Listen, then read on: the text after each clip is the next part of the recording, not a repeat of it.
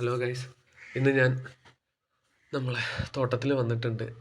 ആണിപ്പൂവൻ അല്ലെങ്കിൽ തിരുനെല്ലിപ്പൂവൻ. ആണിപ്പൂവൻ എന്ന് പറയുന്നത് കോഴിക്കോട്ടുകാർക്കും തിരുനെല്ലിപ്പൂവൻ എന്ന് പറയുന്നത് മലപ്പുറത്തുകാരാണ് പറയൽ. അപ്പം അത് ഏകദേശം മൂത്ത് കളഞ്ഞിട്ടുണ്ട്. വീഡിയോയിൽ കൃത്യമായിട്ട് കാണാം. ഇത് ഞാൻ വെട്ടാൻ പോവുകയാണ്.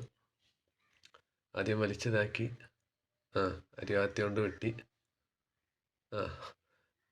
പൊളിഞ്ഞു പോന്നിട്ടുണ്ട്. ഏതായാലും